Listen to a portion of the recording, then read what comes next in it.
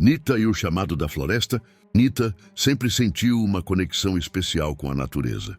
Desde pequena, conseguia ouvir os sussurros do vento entre as árvores e entender os grunhidos dos animais. Mas nunca imaginou que um dia a própria floresta iria chamá-la para uma missão tão importante. Era uma noite tranquila, a lua iluminava a vila onde Nita morava com sua tribo. Bruce, seu urso companheiro, dormia ao seu lado, ressonando baixinho. De repente, um frio estranho percorreu sua espinha. Algo estava errado.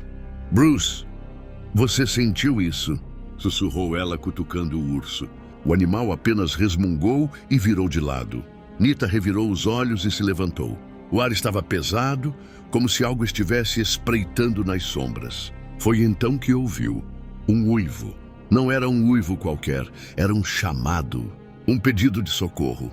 Sem hesitar, ela pegou sua bandana vermelha, montou em Bruce e partiu em direção à floresta. A cada passo, a névoa ficava mais densa e o ar mais gelado. Mas Nita não tinha medo. Afinal, aquele era seu lar.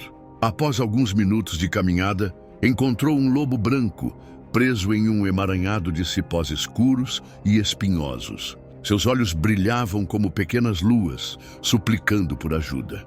"Fica calmo, amigão. Eu vou te tirar daí", disse Nita, começando a rasgar os cipós. Assim que libertou o lobo, um rugido ecoou pela floresta. O chão tremeu, as folhas balançaram e uma criatura gigante saiu das sombras. Era um monstro de pedra, com olhos vermelhos e garras enormes. Sua respiração pesada fazia a terra vibrar. Ótimo. Não podia ser fácil, né?" Nita murmurou, se colocando em posição de ataque. Bruce rugiu, pronto para a briga.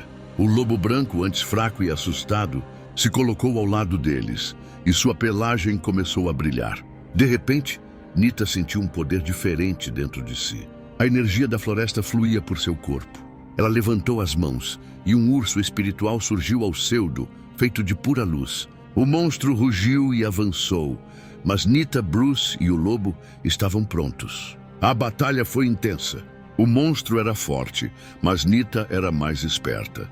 Com cada golpe de Bruce, cada investida do lobo e cada explosão de energia do urso espiritual, o monstro foi enfraquecendo, até que, com um último golpe, ele se desfez em poeira. A floresta ficou em silêncio por alguns segundos. E então tudo voltou ao normal.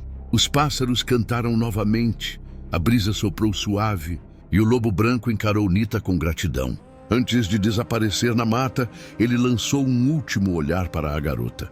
"De nada, amigão", disse ela sorrindo. Nita sabia que aquela não seria sua última aventura. A floresta sempre teria segredos, e ela estaria lá para protegê-la.